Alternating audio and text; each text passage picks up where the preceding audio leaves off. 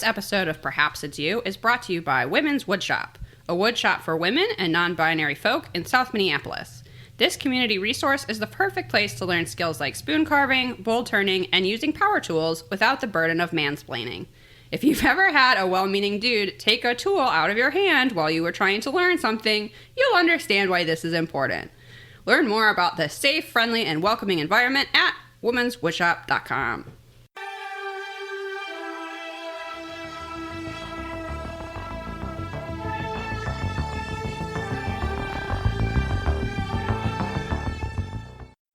All right, now it's recording. Okay. I don't know what happened there. Okay. We're off to a rocky start.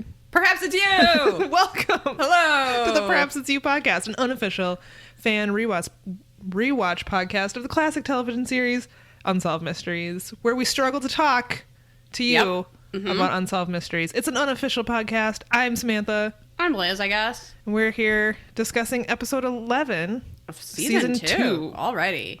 You can watch along on Amazon Prime if you so desire. You sure can, but you don't have to. No, most people don't and don't feel obligated. We don't give you homework on this show. No, that's not how this works. No. How's it going, Liz? I'm all right. You know, I'm trying to survive the apocalypse. Yeah. How are you? About the same. Yeah. Yep. It's been a dark week and a line of very dark weeks, and sure has. Everyone just hold on. Hang in there. I know it's rough. Things have to get better, right? Oh, I guess. I hope so. Surely. At my most optimistic moments, I tell myself, this is a very transitional time, and we'll come out on the other side queerer and freer. Let's hope. Oh, God, I hope so. Let's hope. Do you have any updates? I do. Okay. I've got some updates. As you may recall, I felt woefully unprepared to discuss the Just Sweats case. Oh. Which, did I find a sweatshirt from Just Sweats on eBay that I might have to get? Yes, I did. It was an impressive sweatshirt. Some people on our Facebook page were a little squeaked out by it being a used sweatshirt, but come on. Okay. I want those people to take a minute and think about how many mouths a restaurant fork has been in before theirs. I don't want to think about that. I'm going to wash the sweatshirt. These are things you don't want to think about. I'm going to wash the sweatshirt. Oh, Liz, there's certain things we know, but we don't want to think about. Well, I'm just saying. How many butts have sat on the toilet you're on? Yeah. Things you know, but you don't want to think about. So it's really not that gross to wear a used sweatshirt. I guess not if you put it that way. It's not. Even if you buy new clothes in the store, probably 50 people have tried that on before you. That's true. That's a good point. Were they sweating in it? Maybe, if it was hot out. I guess. So that's my defense. But do I wear a lot of thrift store clothing, so I can't really be skeeved out about this? Yeah. Sure. Yeah, I'm over it. You actually found a lot of information about the Just Sweats. Also, more importantly than finding the sweatshirt that I should probably get, I did get my book Insured for Murder. That came in the mail. Oh, nice. I haven't had a chance to read it yet. It just came. It looks pretty cheesy. It does, actually. I'm going to read it because I care about this goddamn podcast, and I care about you 5 listeners. I'm at least going to give it a hard skim. That's all we ask. But, oof. I don't like that so much of this is dialogue. Oh, really? Because these people weren't there. Yeah, I was just about to... Is this recorded somehow? I don't think so. I think they're just, like, approximating. I don't like that. What may have been said. I don't like that at all. So, I'll give a full report on that when I'm done with it. All right. In the meantime, I found a very helpful timeline of the case over at truecrimetorrent.com called Fraud Murder Bike Shorts, a Just Sweats timeline. This is incredibly helpful, and it fills in the gaps that neither Unsolved Mysteries nor Forensic Files filled in. I really like that they refer to it as the Just Sweats murder. That's what I think of it as. Yeah. Because it's just catchy. I don't know. It sticks in your mind that people had a successful sweats clothing store. I and had no idea how many stores they had. They had 22 stores. That's crazy. Mostly in Ohio. Because this was like a sham business, right? I pictured like one storefront. It was not a sham the way that I thought it was. Oh, okay. So, okay. So let's start off here. In 1970, Dr. Boggs was a respected neurologist, and he started his own healthcare system called Satellite Health Systems. By 76, it has grown, but fails. It says grown spectacularly, but fails to make a profit. Dr. Boggs is millions in debt. By 77, he's declared bankruptcy. Millions in debt. Holy shit. Yeah. Friends say he's never the same. Okay. You might not be. The following year, his wife of 20 years leaves him. He's then taken to court in 81 for his unpaid child support. From 81 to 88, he, despite this, continues to spend lavishly, including buying a Rolls Royce. The Rolls Royces. Come on. It's not even an important detail, but it just, like, keeps coming up in this show, so... look, if you Did he also have 6 boats? Yeah. Probably. Did he have 80 Rolls Royces? No, he had one. But does anyone need one? That's too many Rolls Royces when you're millions of dollars in debt. Also, well, I think that got cleared by his bankruptcy, but he did have $33,000 in unpaid child support and yet buys a Rolls Royce. So that's not great. He is accused of performing unnecessary surgeries on patients. Oh my God. Medical organizations expel him. Oh, but this was the respected doctor, right? Yes. At some point in the 80s, he meets 2 Just Sweats entrepreneurs from Ohio and is described as sexy high school dropout John Hawkins and middle-aged former shoe store buyer Melvin Eugene Hansen. Hansen becomes Dr. Boggs' patient. So we had wondered how Dr. Boggs got roped into this scam. Somehow in meeting them and Hansen becoming his patient, that's how they knew him. Okay. I don't know. I would like a little more info on that. Maybe that's in this terrible-looking book. In 1985, Hawkins and Hansen opened their first Just Sweat store in Columbus, Ohio. It carries a large inventory of colorful exercise clothing. The store is a huge success. In 1986, by 1986, they've opened a total of 22 stores in Ohio and Kentucky. They offer deals such as Lycra bike shorts for $4.99. $4.99? Great deal. Yeah. No wonder they were so successful. And they become household names across Ohio due to their many TV commercials. But Hawkins and Hansen begin mismanaging the business. They start selling off the store's assets for cash. So it's not set up as a scam so much as they run it inappropriately. Okay, gotcha. At some point, the 2 men begin plotting a crime to get out of the financial hellhole Just Sweats has become. Hansen starts applying for life insurance. He immediately obtains 3 policies totaling $1.5 million and names Hawkins sole beneficiary. The plan is to fake Hawkins' death and get their hands on their insurance money. They invite Dr.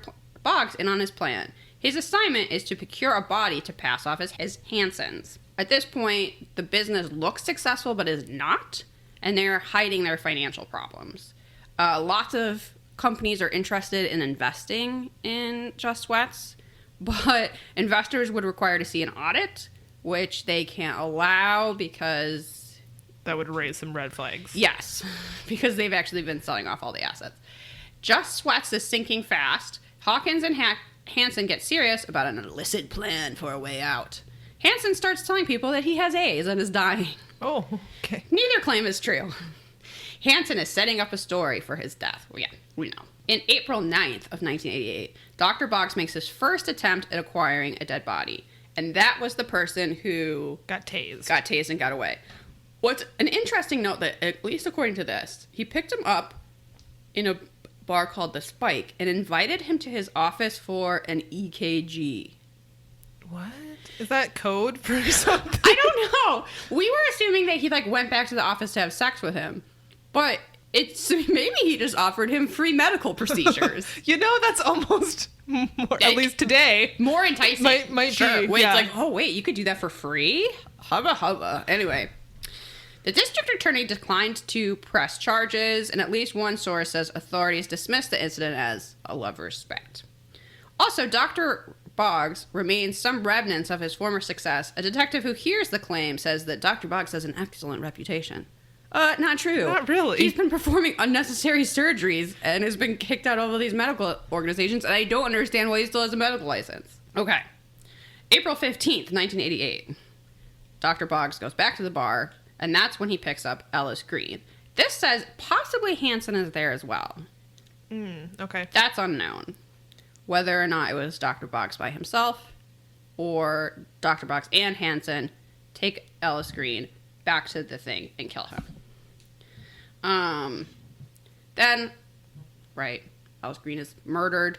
I've read a few different sources saying he was either suffocated or drugged, or I don't think they really know. Yeah, he was cremated too fast, right? Yeah, they I didn't don't complete the autopsy. This is claiming that he was suffocated, I think, but I don't think we really know. Okay, so we know that part. By July 1988, the Farmers World Life Insurance sends Hawkins a check for $1 million. Then they figure out that that's not really his body. Yes, they decided to check after the fact. After the fact. Why? Some questions just can't be answered. They are unsolved mysteries. At this point, Hawkins panics. He withdraws $400,000 from the Just Sweats accounts and flees to Amsterdam. He buys a boat so he can travel freely. I thought he split with the insurance money. Oh, okay. But it sounds like he just went around, cashed out all the Just Sweats accounts. Hansen also abandons Just Sweats. They just are, like, gone one day. Like, the stores are just shuttered, I guess. And Hawkins is already out of the country with his $40,000. That's when... And then Hansen gets a lot of plastic surgery. Oh, okay. To try to change his identity. So that's when he, in 1989, comes into the Dallas airport and is busted by customs. Oh. So he gets busted at the airport claiming to be Wolfgang von Snowden. But he has Ellis Green's driver's license. He's also carrying a library book called How to Change Your Identity. What? Again, if you're going to pick a fake name, don't pick Wolfgang von Snowden. Wolfgang von Snowden. Sir, what are you reading? Is that a book called How to Change Your Identity? All right. Oh So that's when Hansen is taken into custody. Hansen claims he paid Boggs $50,000 to supply a corpse, but had nothing to do with the murder of Ellis Green. Okay. Well, you have something to do with the murder if you're paying someone for a dead body. He thought it would be someone that was already dead, Oh. supposedly, like a John Doe. Okay. But there's no way to prove that one way. My thinking is he probably just didn't really care. I don't think so. But anyway, Dr. Boggs claims he didn't kill Green. He was already dead. No, Dr. Boggs. That is not true. He also said that he only took part in the insurance fraud scheme because Hansen threatened to out him as gay. Maybe he paid you $50,000. Either way, you participated. You did it. I mean, he don't out people, but other than that, I don't know what to say about that murderer, Dr. Boggs. Okay, so then by 1990, John Hawkins is still missing. America's Most Wanted airs that segment. By 95, Gene Hansen goes to trial. He maintains that he thought Dr. Boggs was going to use a cadaver, not murder someone. Doesn't matter. The jury convicts him of murder and insurance fraud. By 95, it's Hawkins' turn to go to trial. He's picked up after the America's Most Wanted. He was in Italy. He spent like 3 years just like being a playboy and like living off a sailboat. just living off his Just Sweats money and whining and dining ladies. So it's his turn to go to trial. Like Hansen, he claims that Dr. Boggs was supposed to use a cadaver. The state drops the murder charges against Hawkins, and Hawkins is found guilty of only insurance fraud. So Hansen got life in prison without the possibility of parole. I think so did Dr. Boggs. Dr. Boggs died in prison in 2003 at the age of 69. Hawkins won early release from the Donovan prison in San Diego, in part because he participated in Convicts Reaching Out to People, a program that helps teens stay out of trouble. So he is now out and lives in San Diego. And Hansen remains in a men's prison in San Luis. Interesting. There's so much more to that case than what was shown on Unsolved Mysteries. Yeah, they did not really do a good job of connecting all the dots. No, they left... it's almost like they told a different story in Unsolved Mysteries.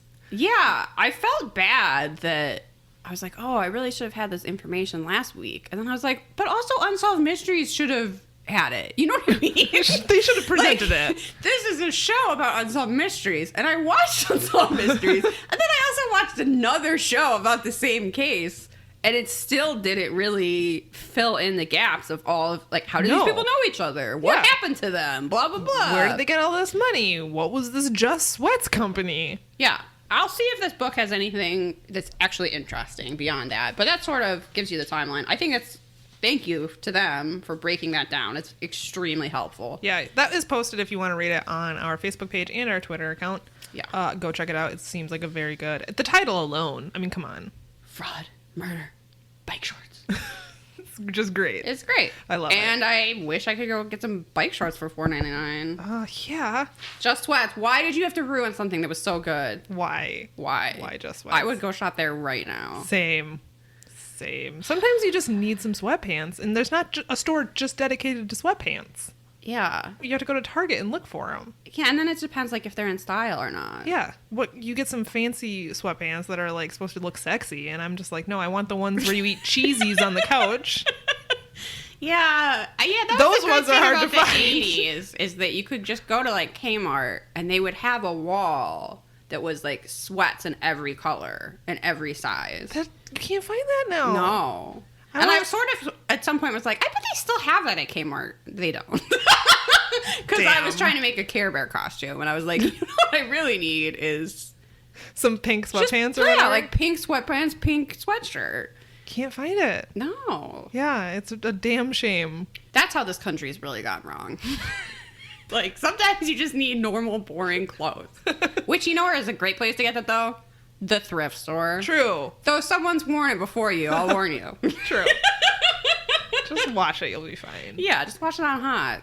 You're good. So I have another update, which is really just to thank someone for sending us some cheesies. I mentioned cheesies for a reason because we've been restocked on cheesies. Christy, our friend in Canada. Is there anything I wanted more today? No. Cheesies. These cheesies, I didn't even know these were coming. They showed up on my doorstep. Surprise cheesies are the best cheesies. The box said, "What's inside?" ? 5 out of 5 Robert Stacks. And I opened it and it was full of cheesies. It was the best surprise ever. I couldn't believe it. Thank you so much.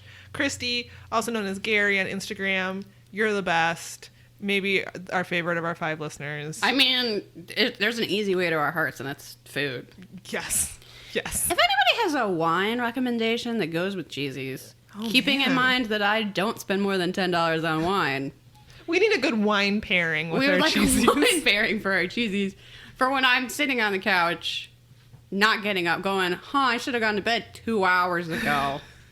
Drinking my wine and eating my cheesies. What wine should that be? If it could be possible for us to want to live in Canada more, they have cheesies. Do you think we should just swim there?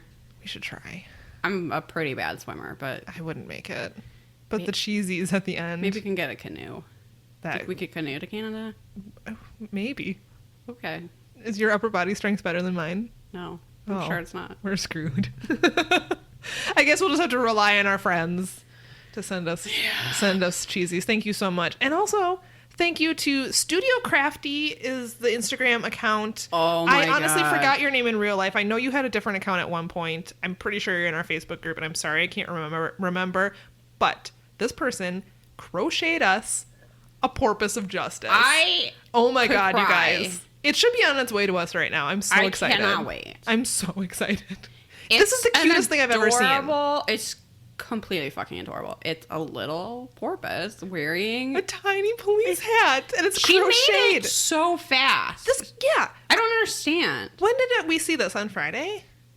Or Saturday? And the episode came out on Wednesday? You should go check out What a wizard. Yeah, her Instagram account, because she makes tons of stuff, and it seems like she has a pretty successful YouTube. If you crochet, she has a Patreon, and I'm sorry I don't remember it off the top of my head, but Studio Crafty with an I. We can post a link to it. Yeah, we'll post a link to it. You can also see it on our Instagram page because I reposted the picture of the Porpoise of Justice. She does... Every time you say that, I just want to fall over. The Porpoise of Justice. She does like tutorials, and you can get patterns and stuff if you subscribe to her Patreon. So if you're... You should probably tell her how much you would love to buy a pattern of the Porpoise of Justice. That could sell out. That could be a big seller. Sure. I'm telling you. That where people are hat, like, what? It's the cutest thing I've ever seen in my life. We will put it in the shrine. I can't wait. With Bumpy the Kid and our other mementos. Yeah. You guys, it's the best. We have the best listeners. I can't believe it. I know. They're so nice. I can't believe I said something as dumb as the porpoise of justice. And then people were so 3 on days board. later, someone's crocheting it. It's amazing. I can't believe it. You're like, you know what's a great idea? The porpoise of justice. So you guys are the best.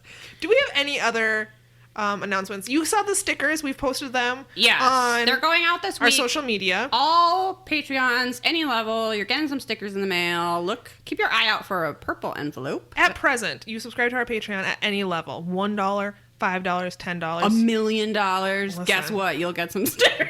Someone wants to subscribe for $1 million. That'd be great. I wonder, one of my favorite podcasts is Mueller, She Wrote. I think I've recommended them before. Sure. And they have calculated how many Patreon subscribers they need to quit their day jobs. And it's 9,000 or something. Yeah, it's going to be a lot. So, yeah. But if we got $1 million Patreon sure. subscriber, that would be great. Yeah, so But- millionaires. But you don't have to give that much. You can give $1 and you will get one bonus episode a month. Yes. This month, it's going to be Beyond belief. Fact or fiction. That was great.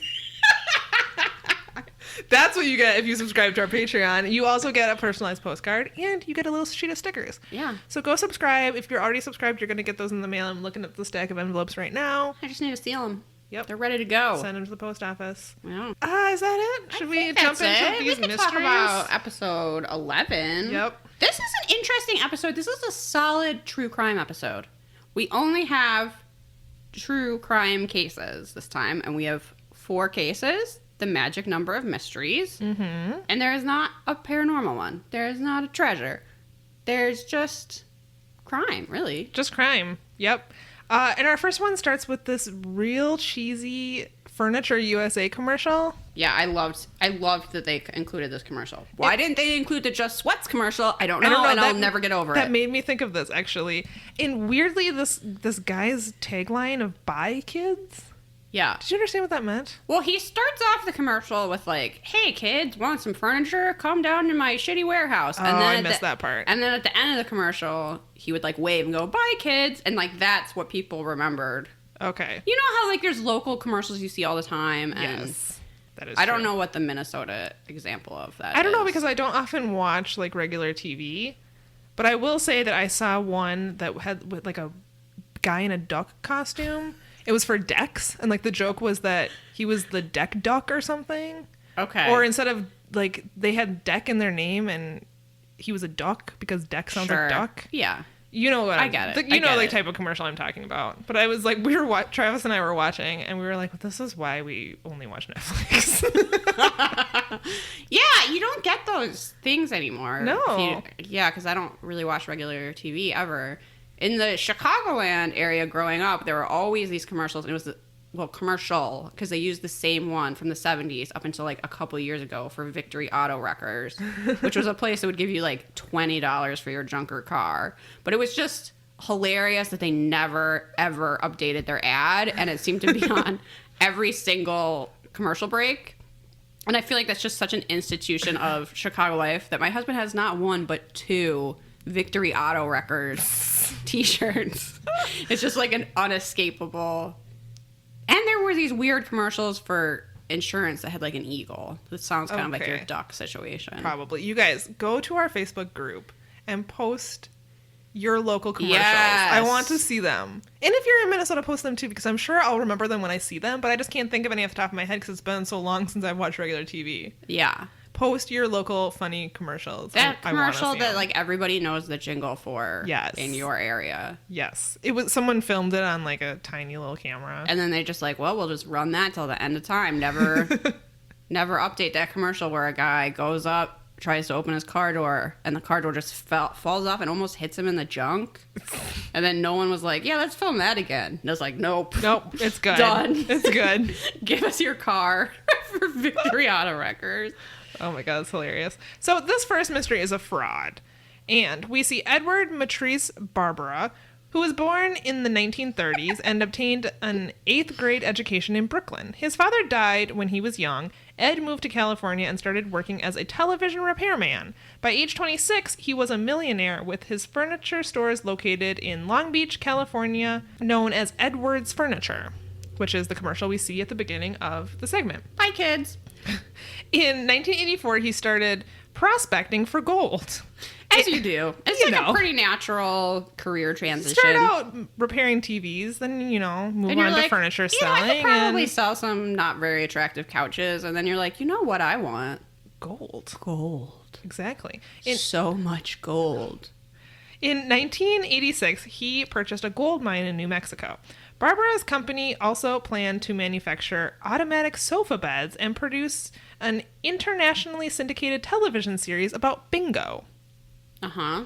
This makes a lot of sense. This kind of career diversity in my life, though. A gold mine, manufacturing automatic sofa beds, what is an automatic sofa bed? I assume there's like a button that turns the sofa into a bed, so you don't have to pull it out yourself. That is actually brilliant.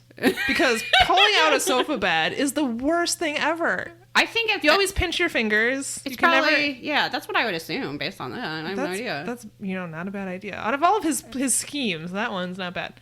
If someone wants to hook us up with some automatic sofa beds, please do. Oh my God, sleeping on those sofa beds. They're just like all springs. Yeah, there's always that bar that's like right in the middle of your back. Yep. Somehow stuff like that doesn't bother you when you're young, and just the thought of it right now makes me ache. You're like, I'm tired. Oh my God, that sounds terrible. So he sold stocks to various individuals and businesses. Ed became an influential man in Las Cruces, New Mexico. Oh, that makes perfect sense to me, actually. He told investigators that he would be able to find $93 million worth of gold from the dirt in the mine. People of Las Cruces, New Mexico are the nicest people in the whole world, possibly even nicer than the people of Minneapolis, which... That's saying something. That's really, really saying something. And they're just way too trusting. Yeah. They just don't believe that someone would try to con them because they're good people. So why would anyone else not be? It's just...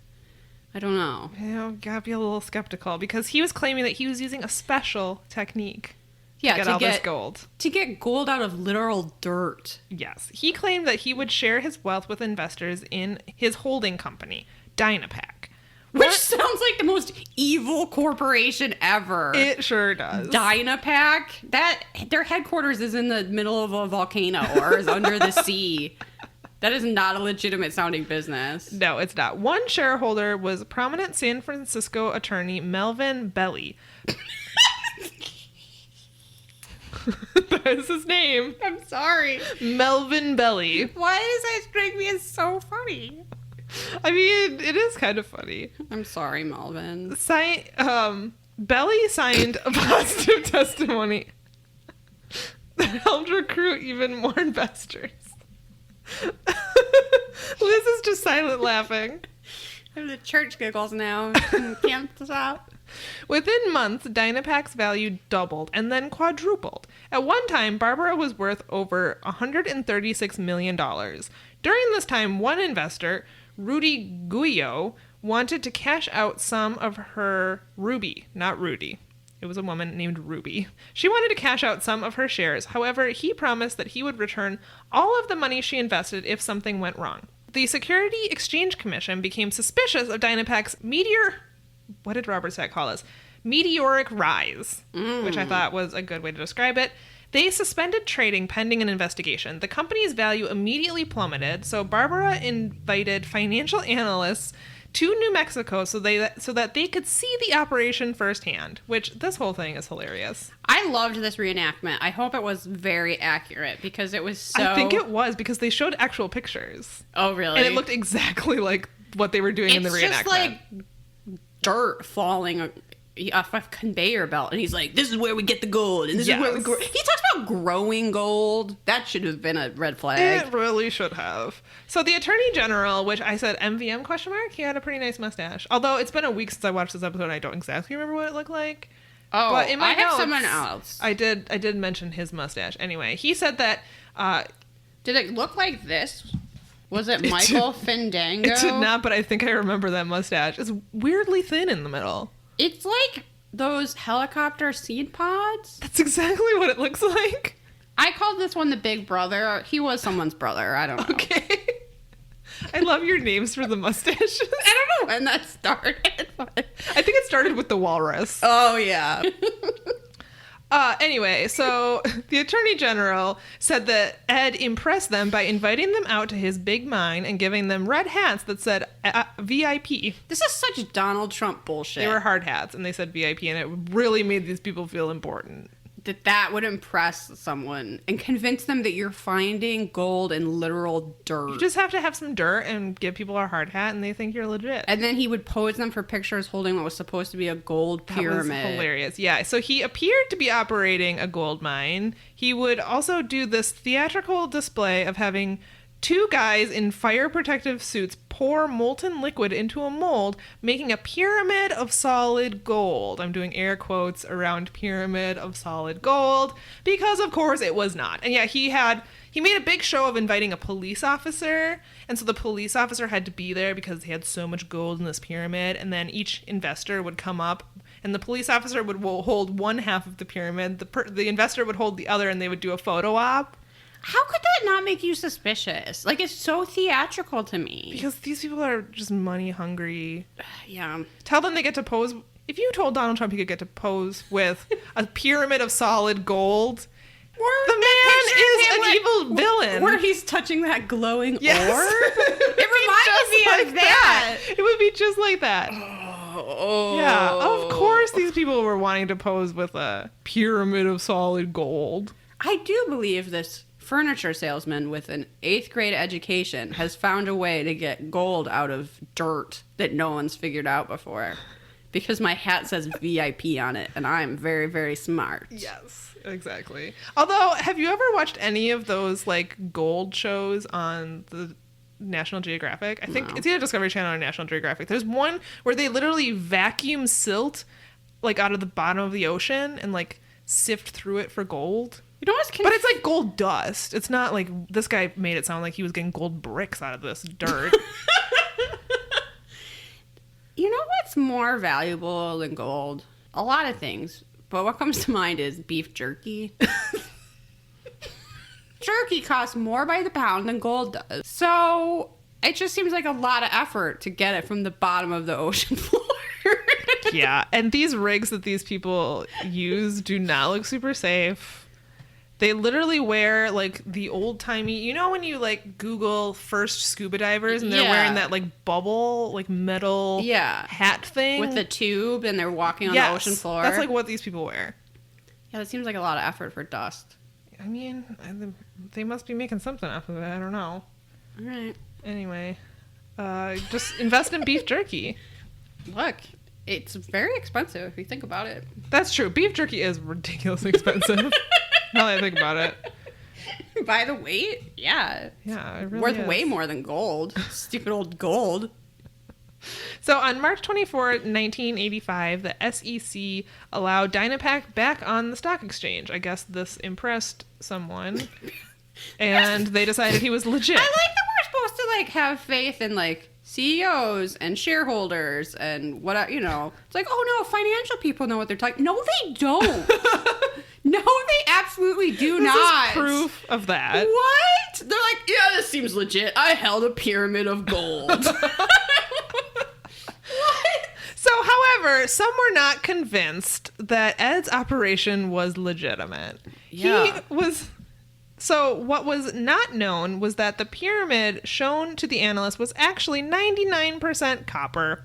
During this time, an investigation began, headed by the New Mexico Bureau of Mines and Mineral Resources. They found irregularities in Barbara's mining. They suspected a scam was occurring. Huh. Turns out he wasn't actually mining. He was just, like, digging around. He was just moving dirt from one side of a thing to another. In 1986, Barbara hired geologist David Fingado to confirm his extravagant production figures. David, however, could not find much of any gold at the site. He was certain that a scam was occurring. Which is hilarious that this geologist that was hired by Ed is like, yeah, I can't find gold here. I don't understand that at all. Why did he hire a geologist? Didn't he know the geologist would go, this is just dirt? I assume he, like, thought because he was paying this guy that maybe he would say whatever he wanted him to say. He tried to bribe him, and the geologist was like, no. Yeah, no, my I have honor scruples. as a geologist is on the line. Exactly. You can't buy it. Yes, exactly. Oh, was that the guy that had like a Whisker Wars Yes. worthy beard? Oh my god, yes, because that was a Whisker Wars worthy beard. Okay. It was like a mountain man beard. The big brother mustache is the brother of the geologist. Oh, okay. Impressive facial hair in that family. Because I was like, wait, whose brother? Because, of course, I wrote this a week ago, and now I don't remember. I know. I've already forgotten, like, all of this But episode. that's whose brother it is, the guy with the beard. Okay, I gotcha. I'm starting to remember. So David quit and was thrown off the premises by Barbara, which is hilarious. Like, he quit, and Barbara was like, I'm kicking you out of here. Get out of here. It's like, I'm on my way out, dude. Before I hit you with the copper pyramid. David was concerned about his safety and the safety of his family. However, the authorities did not take him seriously. David went to the national news to expose Barbara's scam. Barbara, however, claimed that he was lying. 5 days after the interview and 2 days before the segment was to air, David Fingato died in a car accident. Although the circumstances of the crash were suspicious, his death was ruled accidental. Yeah, it's really unfortunate. A few weeks after the interview, Barbara disappeared with investors' money and started a furniture business in Canada. From there, Ed allegedly took customers' money and came back to the U.S. and was caught in Lebanon, Oregon in 1987. From there, he was extradited back to New Mexico. In July 1988, he was convicted of fraud and racketeering. Because of his influence in New Mexico, the authorities let Barbara out, thus allowing him to go on the run again.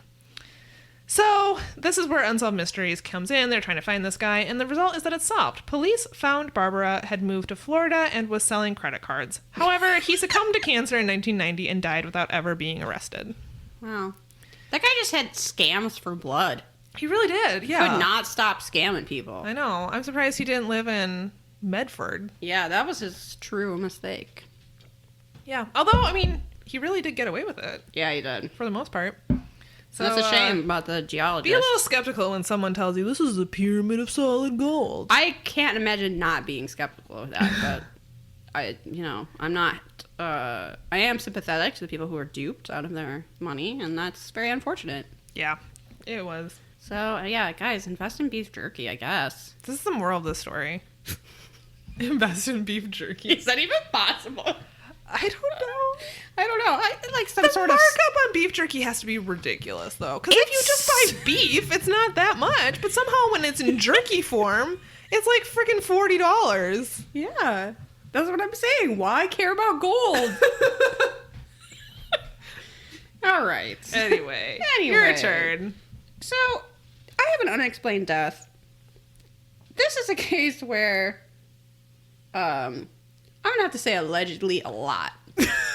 Yep. Because I am 99.9999999% sure that I know who did this.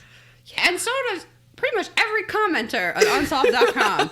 However, We'll just direct you to unsolved.com for some speculation. That person has not been convicted of any crime, and it would be irresponsible for me to say that they did it. So Exactly. And we are nothing if not responsible we on are this podcast. telling you how to invest your money. We are not going to besmirch Someone's character of someone who is allegedly a cold-blooded alleged murderer. Okay. Yes, exactly. So, let's go to Roanoke, Virginia, a place that only has positive associations. February 4th, 1986. This is the death of Rayanne Moser. It was in the evening. She was 21. She went to an ex-boyfriend's house and supposedly tried to reconnect with him. Whose account do we have for that? Only his. Yep. Then they had a fight, and she supposedly stormed out of the house saying, "What do I have to do to prove my love to you? Kill myself." Okay. Mm-hmm. Yep. That was the next thing that happened. The door closes. Mm-hmm. There is a shotgun blast.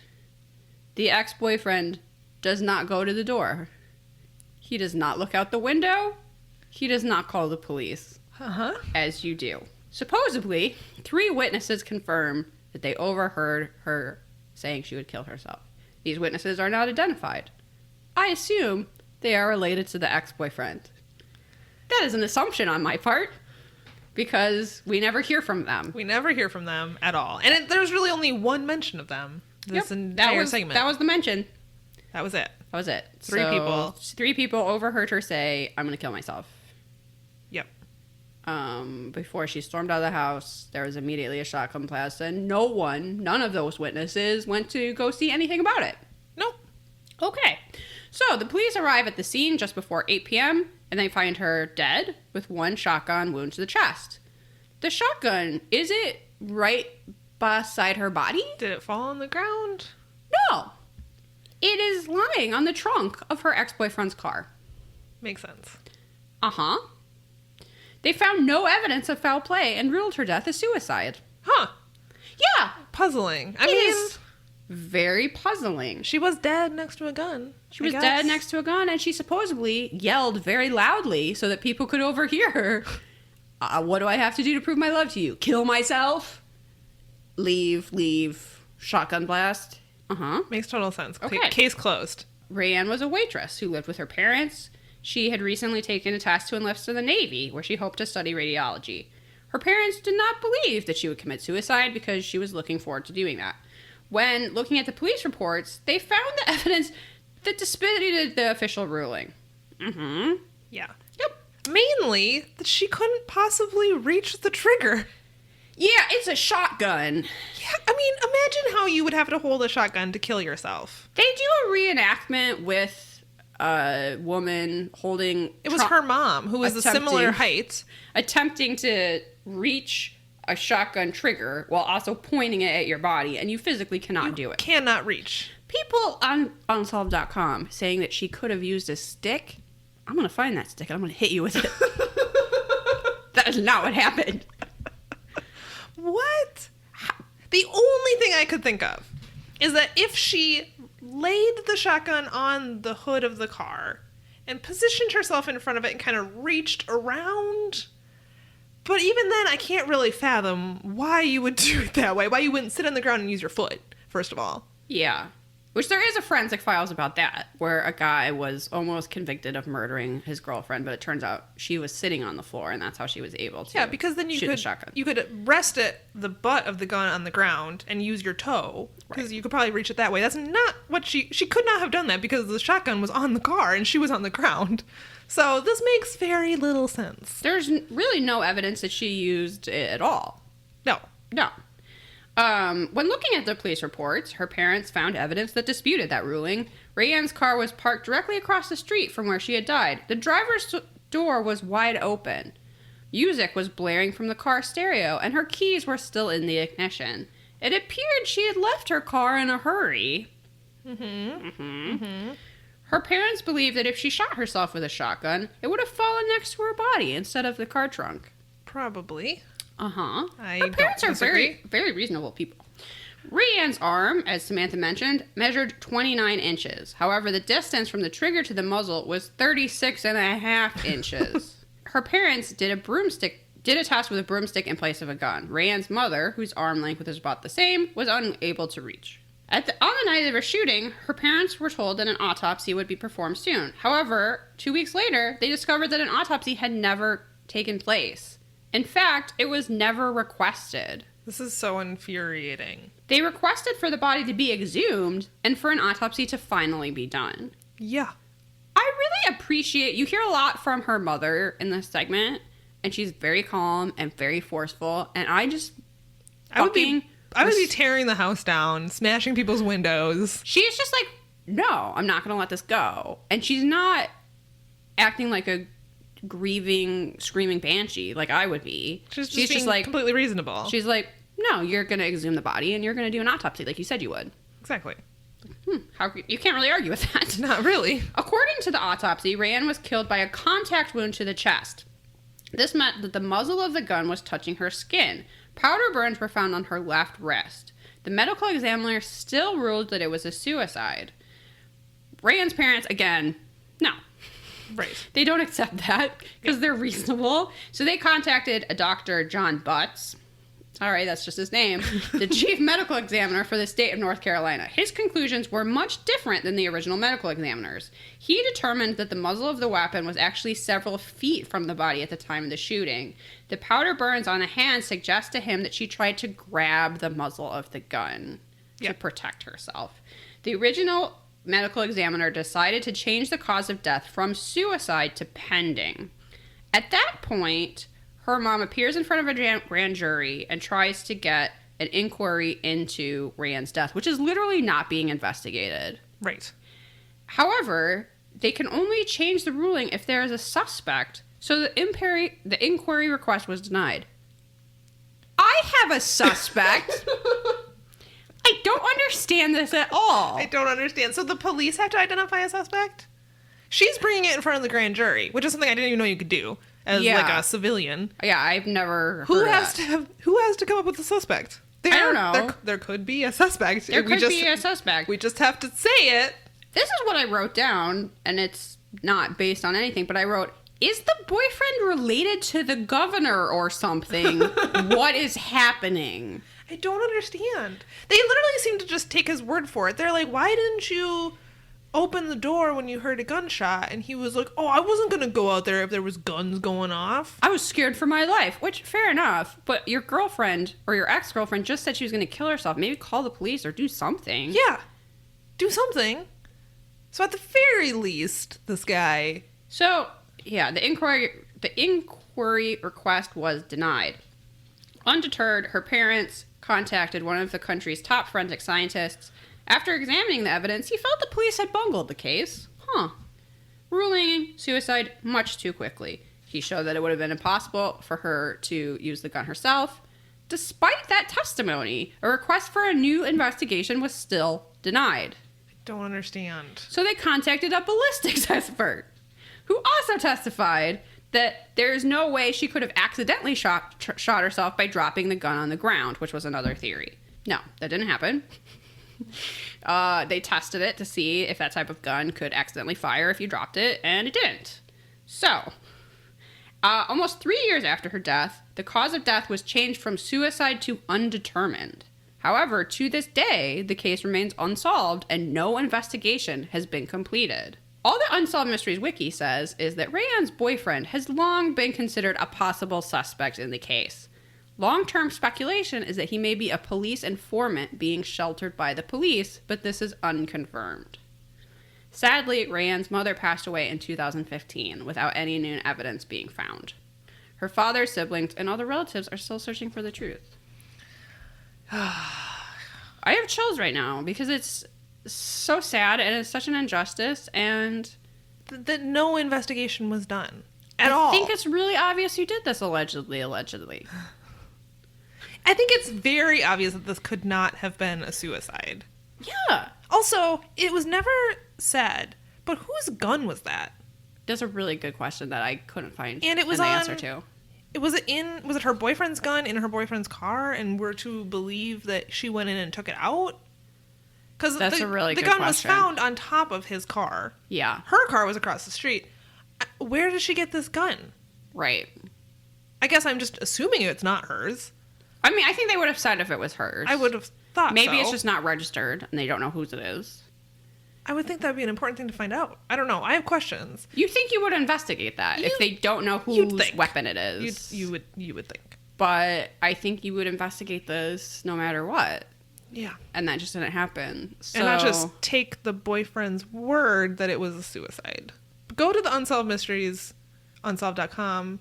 Yeah. And feel free to just engage in some speculation with those people. Yeah, I mean, we don't have a name for the boyfriend, so I guess I don't have to be so cautious about it. But honestly, I don't know what happened. I just don't think it's a suicide at all. No, it makes no sense that it could be a suicide. It's very frustrating to me that apparently she was not valuable enough to be looked into.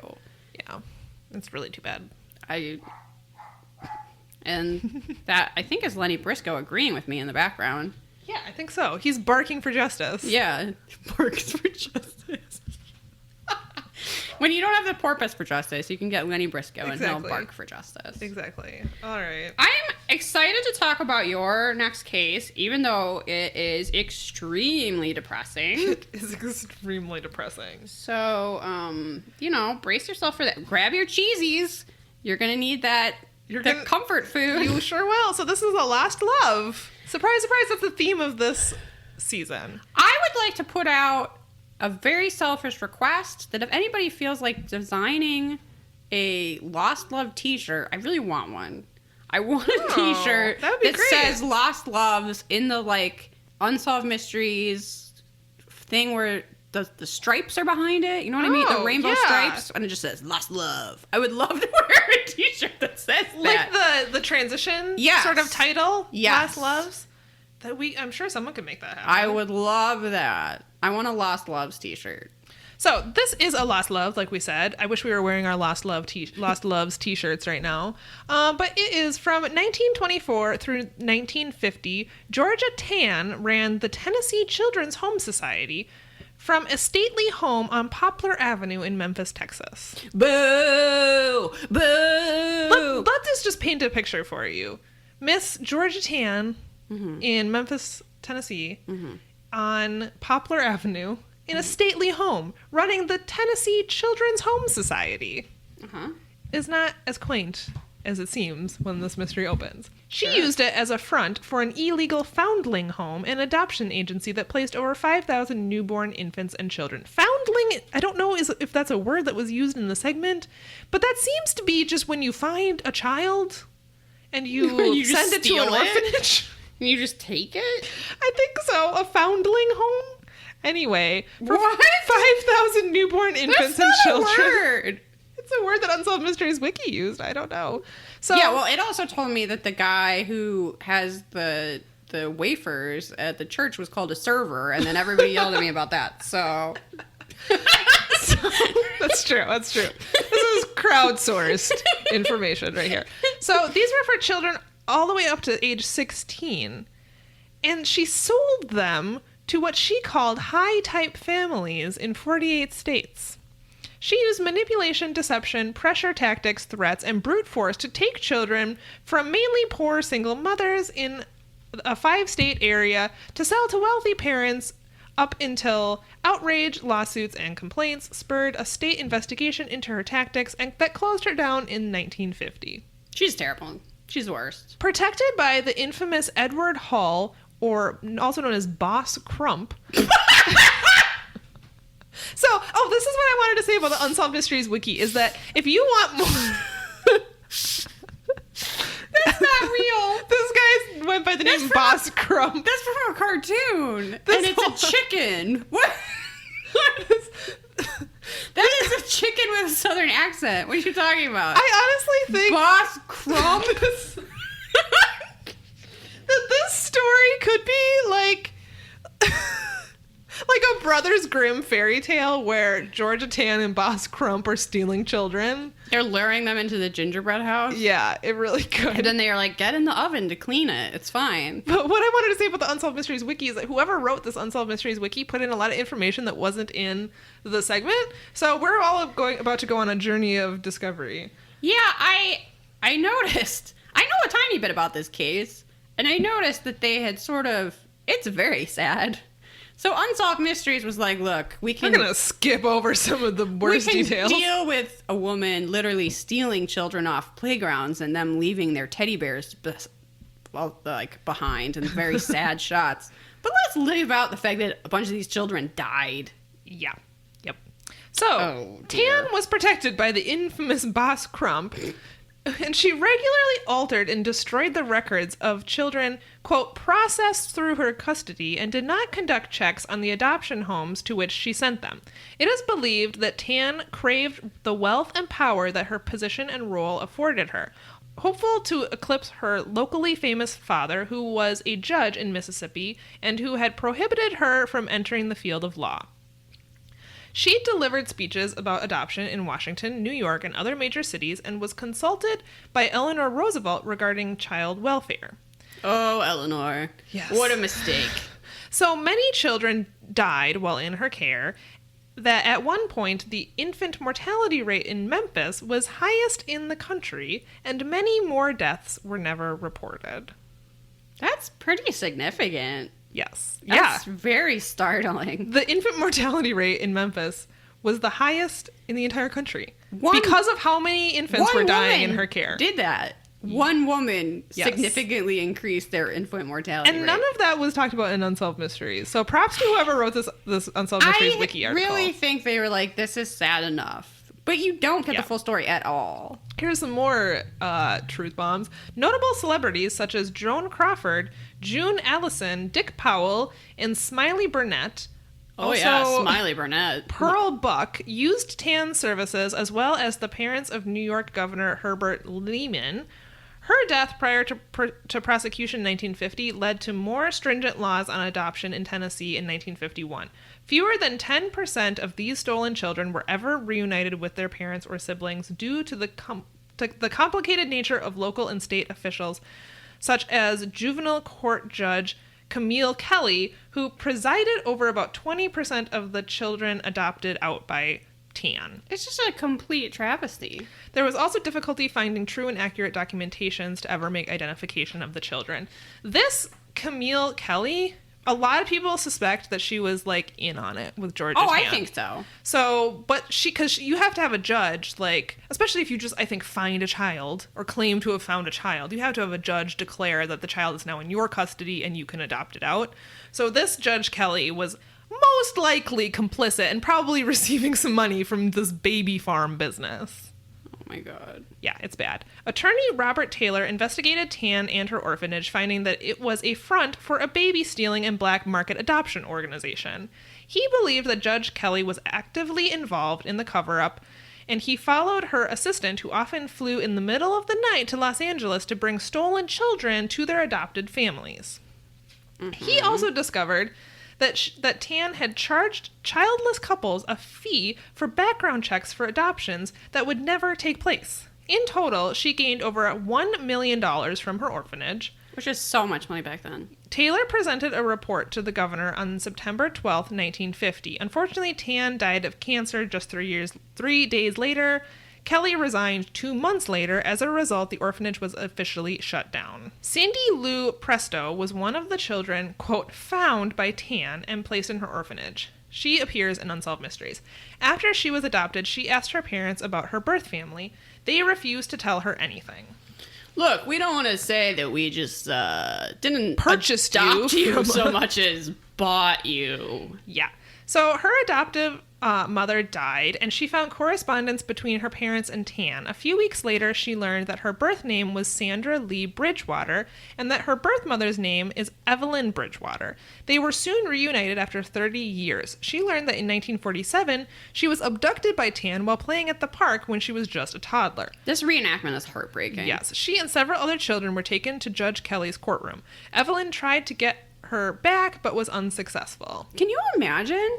Yeah. Like, you go to court and you're like, that's my kid. Why are you adopting them to somebody else? And the judge is like, nope, sorry. Gavel. Yeah. It is insane. So 2 of TAN's former children, Lynn Hines and Nancy Turner, were also looking for their birth families. In 1949, Lynn was 5 years old when she was adopted by a wealthy California couple. All right, we're using the word adopted a little loosely here on Unsolved Mysteries Wiki. When she was an adult, she learned the truth about her quote-unquote adoption and began searching for her biological family. She located her adoption certificate, which said that her birth name was Martha Jean Gookin.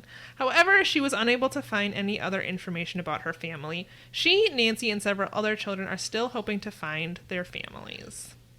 So, if you want some more information about this case, of course it aired first on Unsolved Mysteries on the December 13th, 1989 episode, but it inspired the movies Missing Children, A Mother's Story, and Stolen Babies. Oh. The book Baby Thief, The Untold Story of Georgia TAN, the Baby Seller Who Corrupted Adoption, by Barbara Byzance Raymond. Can I read a whole book about that, though? Published in the U.S., Australia, and U.K. I don't know. Like, that's... Oh, that sounds probably very heartbreaking, but I bet there's so much more to the story. Oh, definitely. I mean, Joan Crawford bought a baby. I want to know just about that. That's crazy. So, Georgia TAN was also profiled on Deadly Women. Oh. So maybe we could find that episode. I think Georgia Tan is in that serial killer coloring book you have. Oh, really? You know, you might be right. I think that she is one of your... She's definitely a serial killer. One of the serial killers, you can call her. Other cases involving black market baby selling include the children of Ethan Nation, the family of Joe Soule, and the parents of Gail Samuels. Sad. So soon after the broadcast, Lynn got in contact with an organization that helps children from the Tennessee Children's Home Society find their families. One of the organization's members was able to locate Lynn's birth announcement. Within a few days, she had found Lynn's birth family. 3 weeks later, she was reunited with her father and 2 half-brothers, Paul and Randall. This was really sweet. It was really sweet.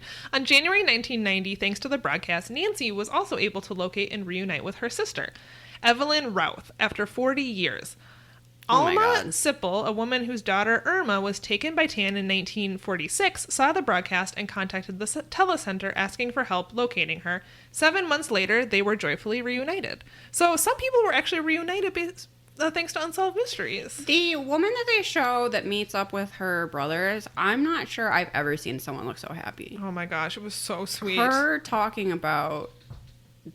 She was like, well, I wasn't sure that they would want to meet me. And then, of course, they did. Yeah. And she was just so overwhelmed with joy and... Oh my God. Could you just imagine finding out I'm that gonna you were cry in bed! that you were stolen from a family that actually wanted you, That and then sold to another family, and the family you were sold to probably, in all likelihood, raised you like a normal family would. You probably loved them, and then you found out that they bought you from a black market baby seller. I wonder how much different families knew about how shady the adoption I think was. a lot of people didn't. I think people, because she won awards and was like Yeah. talking to Eleanor Roosevelt. I Yeah. bet people thought they were legitimately adopting. Some people thought they were legitimately adopting a child. I bet most people did. Yeah.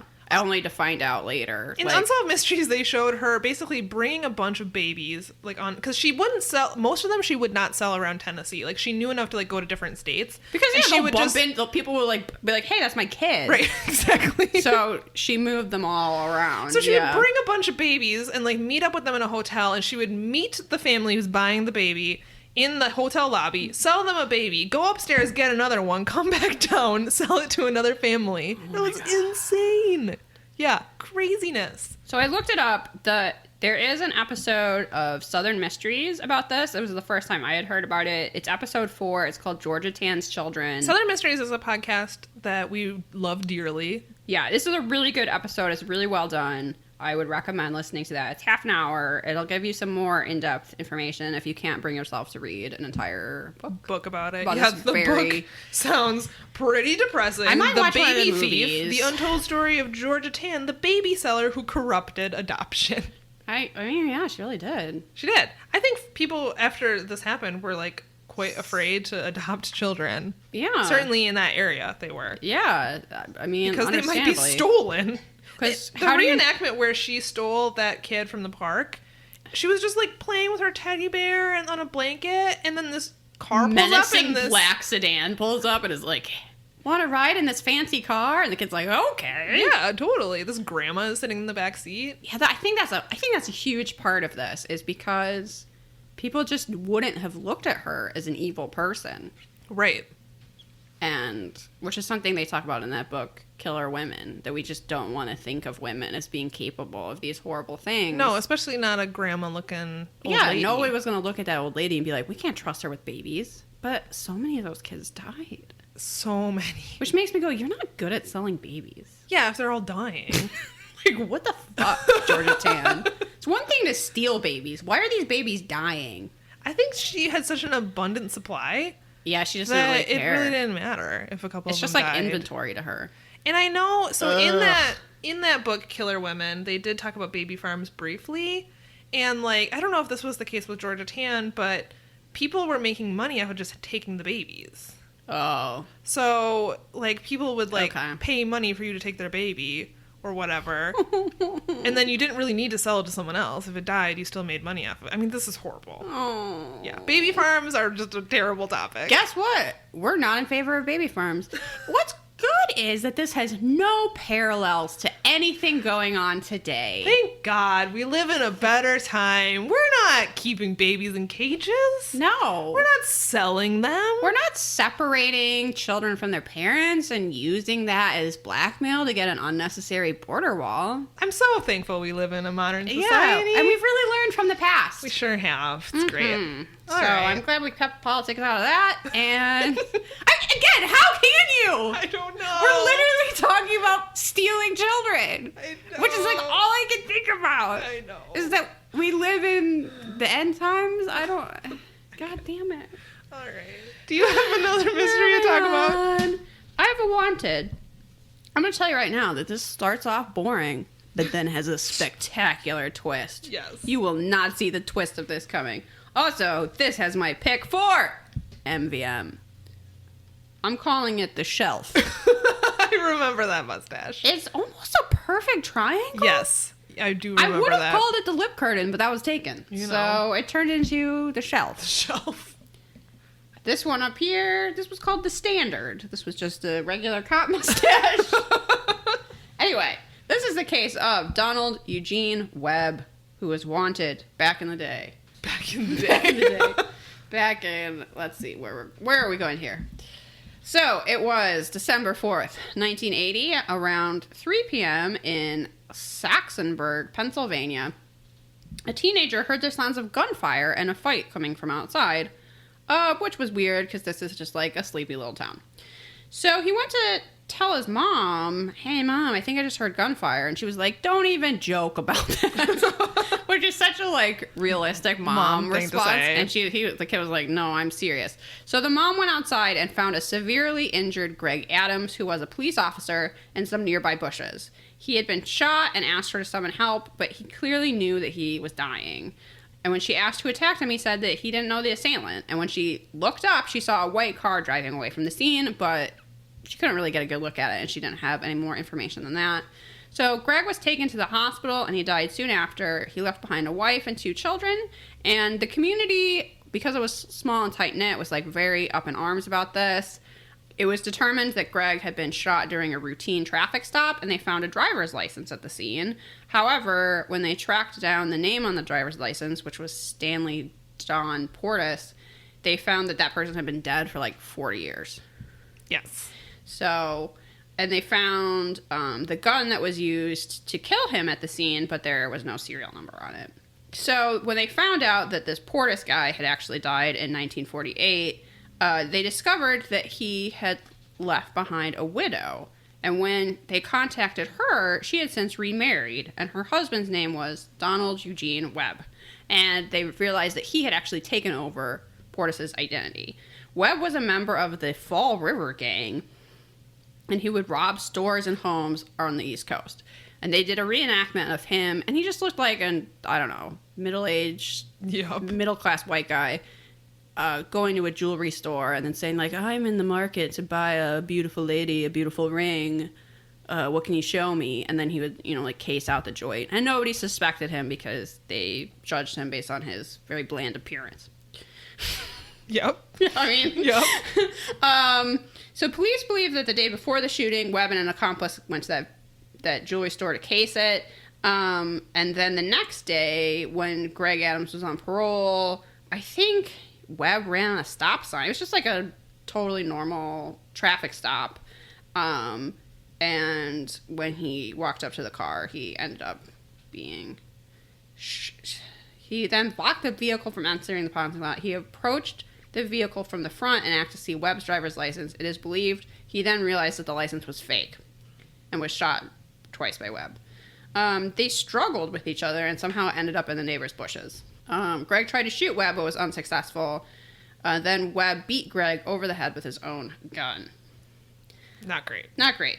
So he was laid to rest at a funeral where like hundreds of officers came from all over the state, and Saxonburg put up a monument to memorialize him, which I think is nice. So they were hoping that one day Donald Eugene Webb, who was on the run, would be caught. So this is, the wanted is, let's find this guy. Yes. Bring him to justice. Straightforward. Yeah, very straightforward case. He was on the FBI's most wanted list. He was number 1 for a while. He was, I think, like, one of the people that was on the FBI's most wanted is like for the longest period of time. Oh, so interesting. This is solved. In 1990, the FBI director received a handwritten letter from someone claiming to be Webb. It is unknown if that was a hoax or not. In 2005, a man was discovered using Webb's name and social security number. However, it was later determined that that man had stolen Webb's identity. Bad idea. Yes. To steal the identity of someone on the FBI's most wanted list. Not a great Whoops. plan. Okay. Anyway, Webb still eluded capture for 3 more decades and was eventually removed from the list. 3 decades? Eventually removed from the list in 2007. Yeah, he was on the list longer than any other fugitive before Victor Guerrera, who surpassed his record in 2010. Then, in June 2017... So, what? Be glad we're making this podcast now. This is when things get weird. Investigators announced that they found a secret room in the home of Lillian Webb, who had been Donald Webb's wife. What? They suspected he may have hidden there after the murder. In July 2017, a search began of the backyard property. It was announced that human remains were found in the backyard. What? In July 14th, it was officially announced that the remains in the backyard belonged to Donald Eugene Webb, and he had likely been dead since 1999. Who killed him? His wife? No, he had a stroke. Oh, and she just buried him in the backyard? He had been hiding in the house for 3 decades. So what happened was... Oh my god! That's insane. So that information came from Unsolved Mysteries Wiki.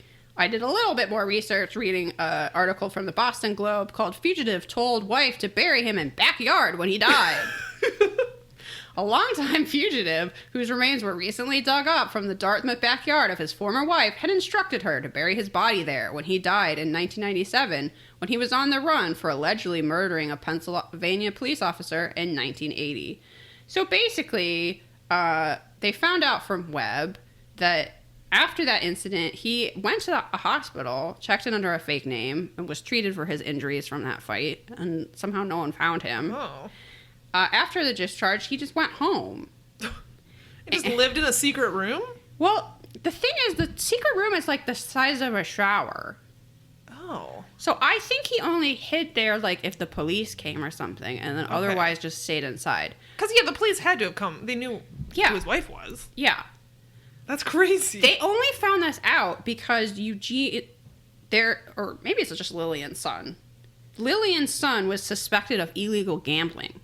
So they got a warrant to search the house. Oh. And they find this room. And then Lillian is like, no, that's like my panic room. Okay. And they're like, why is there a cane in here? You don't use a cane. And she was like, yeah, I don't know how that got there. Why are there all these boxes of silver coins that seem like something Donald Eugene Webb stole in this room? And she was like, yeah, I don't know. So then they got a warrant.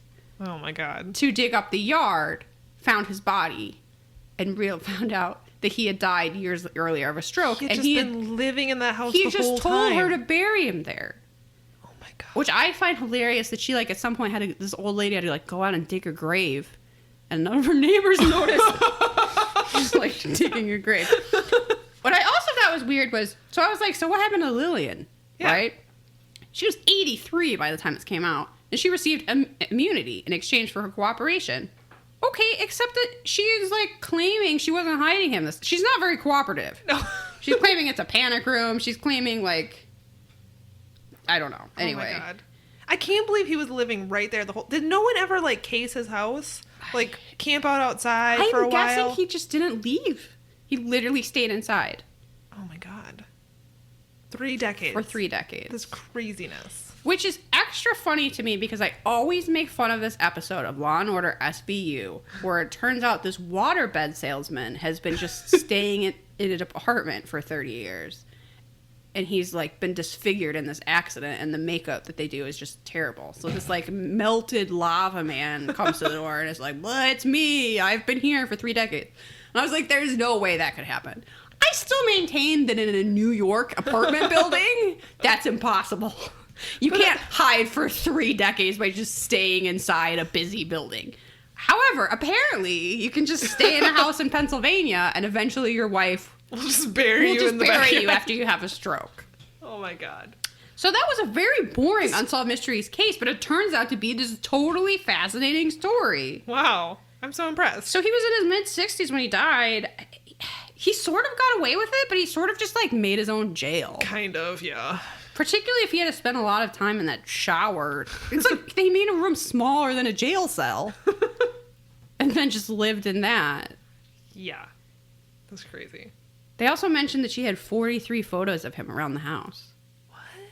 I don't know if that's, like, hanging up or, like, literally she owned 43 photos of him. Okay. But I want to picture it as, like, they're hanging all them. framed. Because at some point, you know, after he died, she divorces him in, like, 2005 or something because she knows he's dead. Right. It's a good one. That was a good one. Should we rate this episode? Yes, please. Mysteriousness is our first category. It's not incredibly mysterious. Not really. Why wasn't that non-suicide investigated better? That's a mystery. That's a mystery. How did Georgia Tan get away with selling all these babies? Yeah, that's kind of a mystery. Kind of. The saddest mystery. Yep. I am like a thumbs down on mysteriousness. Yeah, it's really not that mysterious. That's not the reason to watch it. No. What did you think of the reenactments? Pretty good. The non-suicide reenactments are spooky. I love that you're referring to it as the non-suicide. You know that it was changed. It is no longer ruled a suicide. It was undetermined. The undetermined death case. Yes.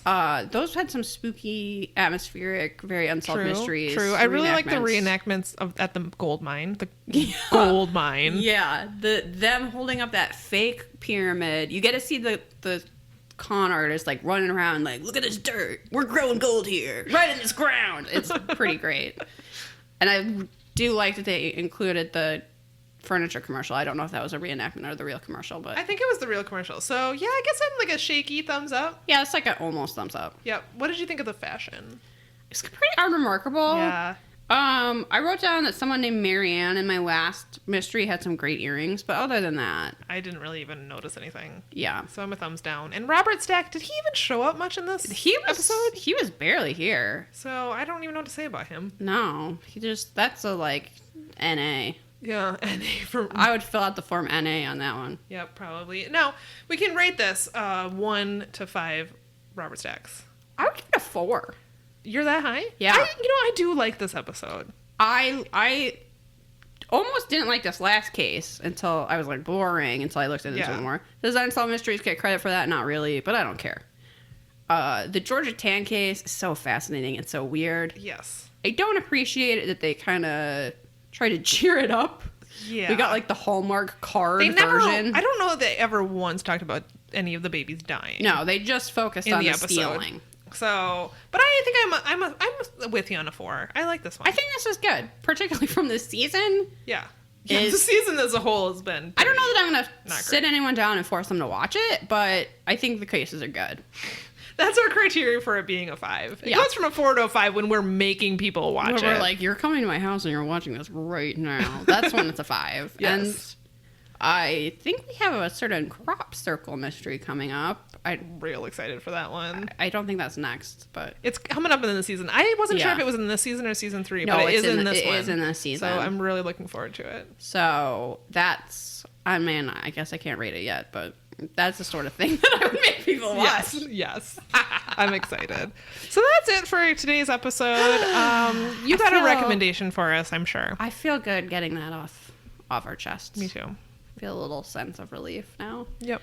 My recommendation is something I kind of can't believe I haven't recommended yet. Oh, okay. But also something that I kind of feel like maybe everybody already knows about. All right. You know what I mean? Like Wet n Wild makeup? Yeah. You know, that was about a specific collection. Okay. Okay. No, it really wasn't. My recommendation, speaking of things I force people to watch, is the TV show Wallander. I'm surprised you haven't recommended this yet. Because I nag people to watch the show all the time. And I sort of always assume everybody's already seen it, and that's not really true. I have not watched a single episode. It's so good. And I'm bringing it up now because I finally succeeded in getting our resident history nerd, Rochelle. Oh, man, you've been trying for like a year. I've been nagging her for a year saying you would love the show. Does she love it? Yes. Okay. Because I know what I'm talking about. And it's really that damn good. It's based on a series of very popular Swedish books, but it's made by the BBC. It's filmed in Sweden. It is fucking beautiful. My main complaint with this show is that you will want to go to Sweden. Every time I watch it, I go, why aren't I in Sweden right now? It looks great. When I was reading the Wikipedia entry for this show, just to make sure I didn't say anything stupid, it mentioned that the show had a noticeable impact on Swedish tourism. And I believe it because it looks amazing. The lead actor playing Wallander is fucking Kenneth Branagh. So that tells you the caliber of acting that you're expecting. The stories are really good. It's shot so well. Just everything about it is flawless. It's so well done. I can't really recommend it more. And the premise of the show is just a dude solving mysteries in Sweden. Oh, okay. Yeah.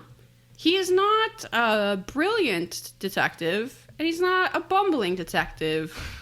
He's just a guy who drinks too much wine and won't give up on mysteries. And he doesn't have some sort of shtick. In No. American mystery shows, you have to, like, be a mathematician. Yeah, I like that it has none of that. I was saying on Facebook once that one of my goals in life was to make everyone watch this show. I'm gonna have to give it a try. Other goals included leaving behind a great estate sale when I die. Sure. And a friend of mine from college commented, yeah, I watched that show a while ago, not because you told me to, and it was just a fancy Law and Order. Like, I don't get what the big deal is.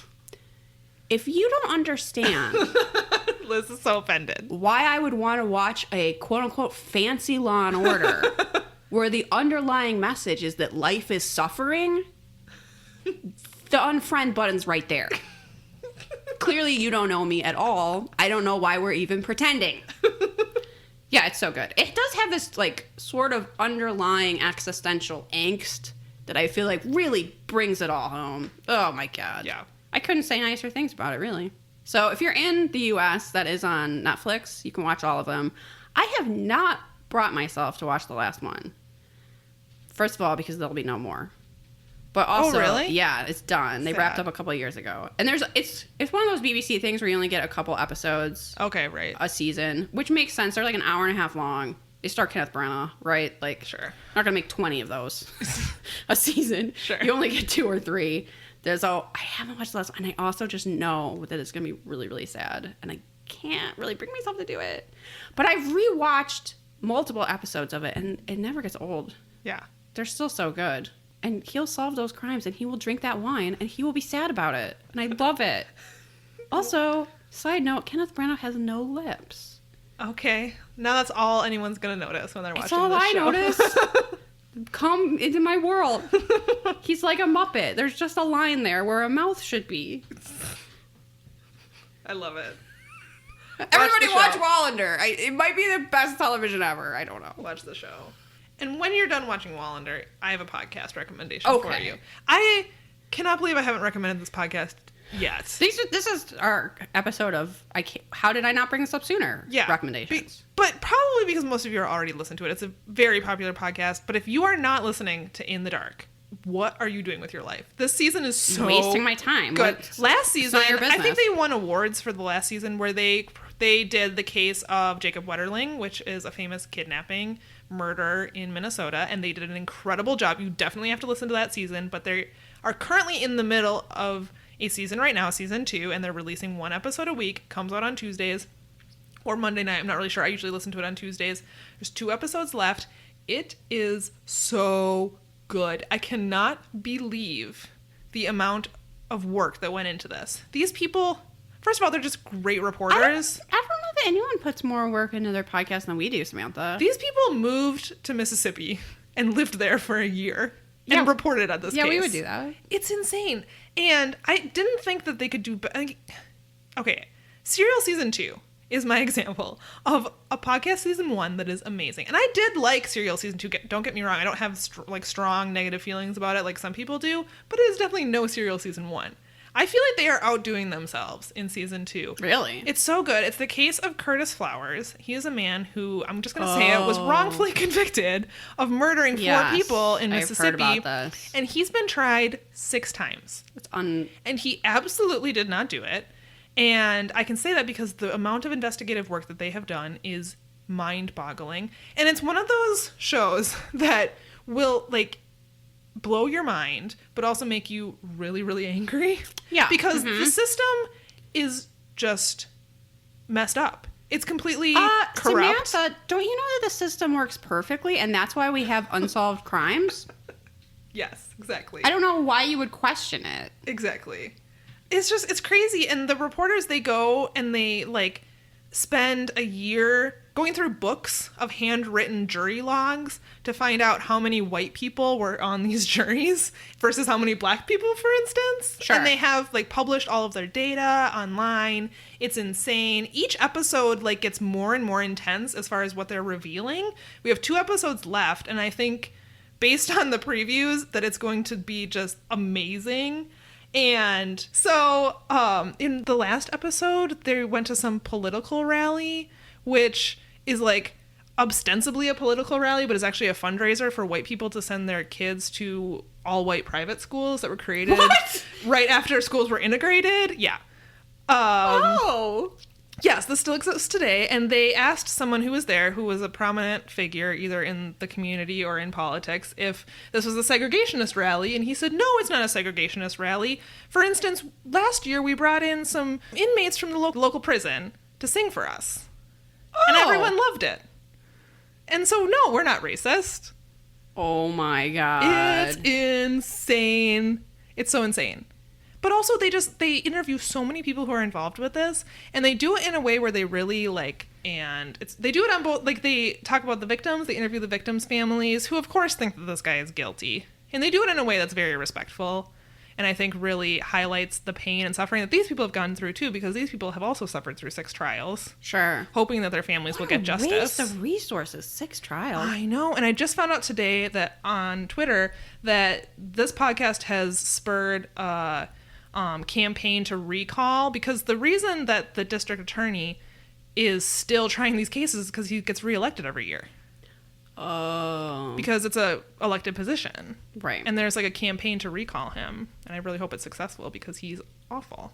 Yes. Did you see, this is not really related, but is a recall, that the judge from the Brock Turner case got recalled? Yes. Which is very rare for a judge to get recalled. And amazing. And I'm very thankful for that. Yeah. Because he's a garbage human. Yep. That's amazing. So hope he falls in a well. Yes. Just along with this guy. You guys have to listen to this podcast. It's so good. Sounds really good. It's so good. And it's one of those podcasts, and I don't have that many. Despite how many podcasts I listen to, there's not a ton where I, like, have to listen to it immediately when it comes out. And I'm listening to it when I wake up Tuesday morning, getting ready for work, because I love it so much. And they did such a good job on the Jacob Wetterling case, which is a case that everyone in Minnesota knows. Like, we grew up. Like, the reason that kids in Minnesota remember not being able to play outside after dark at some point was because of the Jacob Wetterling case. Yeah, it really had an impact on everyone's life. Yeah, it really did. So, do you think we should move to Point Pleasant to research Mothman? Yeah, because I saw on one of my gardening groups on Facebook that they have an amazing garden center there. So not only is there a Mothman festival, but they have this amazing garden center that I need to go to, I'm pretty sure. I mean, maybe we could just go for a year, investigate Mothman. We'd have to go to Chicago, though, because he's not in Point Pleasant anymore. Well, okay, we'll do a year. You already lived in Chicago. We'll do a year in Point Pleasant for the background. Then we'll go to Chicago, I guess, for him now. Okay, yeah. Assuming he'll still be there. Find Mothman. Yeah. So get those Patreon dollars then, because we need our $1 million subscriber. Between this and the Capybara Ranch and we have big plans. That naming rights mountain thing we talked about once. How many things have we talked about doing with our podcast? I don't know. We got a long ways to go before we could do any of them. But well, we are going to send you some stickers. That's true. That's true. Do we have anything else? I don't think so. Let's plug our shit. So follow us on social media. We're at Perhaps It's You, Facebook, Instagram, Twitter. Send us your paranormal tales. We're getting a few listener stories trickling in. We want to do a season 2 finale similar to our season 1 finale where we tell listener stories. So we need your listener stories. So if you saw a ghost, saw an alien, saw Mothman, you need definitely to send us your story if you saw Mothman. Yeah. Yep. That's Perhaps It's You podcast at gmail.com. Go to patreon.com/perhaps it's you and subscribe. You will get a bonus episode this month. You'll get access to our catalog of bonus episodes. You'll get some awesome stickers. Check out Instagram or any of our social media platforms to see what the stickers look like. You will love them, I promise. You should rate us 5 stars on iTunes, Apple Podcasts, thingamajig. The 5-star reviews really help us out. We really appreciate it. We really love everyone who is rated and reviewed. Most everyone who's rated and reviewed. And we only accept 5-star reviews, We so do. keep that in mind. Yes, exactly. Yes, I think that's everything. That's it. Go solve some mysteries, bitches. Bye.